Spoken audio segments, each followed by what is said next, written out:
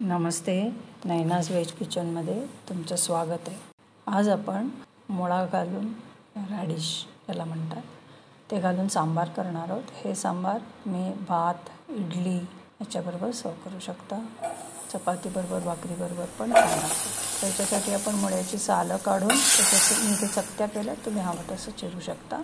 आणि त्याच्यामध्ये पाणी घालून 1 कपभर पाणी घातलं आहे, थोडं मीठ घातलं आहे आणि हे आपण 4-5 मिनिटं शिजवून घेणार आहोत झाकण ठेवून। 4-5 मिनिटानंतर त्याच्यामध्ये 1-1.5 चमचा सांबार पावडर, पाव चमचा हळद आणि इथे 1 अर्धा चमचा लाल मिरचीचं तिखट घालते आहे। नंतर त्याच्यामध्ये मी थोडासा गूळ पण घालते, आपण चिंच नंतर घालणार आहोत। तसंच याच्यामध्ये खोवलेला ओला नारळ घालते आहे मी इथे, असेल तर घाला, नाही घातला तरीसुद्धा चालेल। घातला तर जास्त छान चव येते।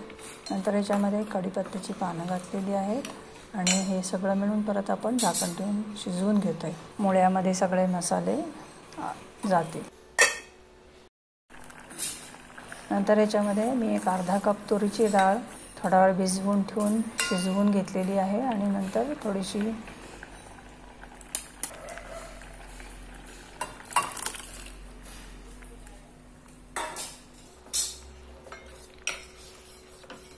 मॅश करून घेतलेली आहे, ती घालते आहे या मुळ्यामध्ये। तसंच थोडी कोथिंबीर आणि चिंचेचं पाणी, चिंचेचा कोळ घालते आहे।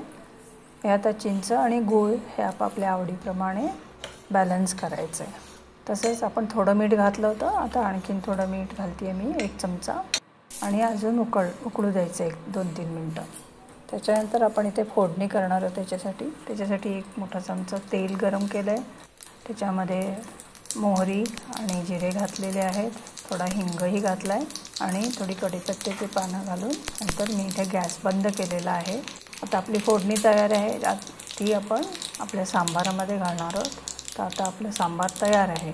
भात, इडली, भाकरी, वडा याच्याबरोबर छान लागतं। तर धन्यवाद हा व्हिडिओ बघितल्याबद्दल। लाईक करा, शेअर करा, कॉमेंट करा आणि सबस्क्राईब केलं नसेल तर सबस्क्राईब करा। भेटू पुन्हा पुढच्या व्हिडिओच्या वेळेला।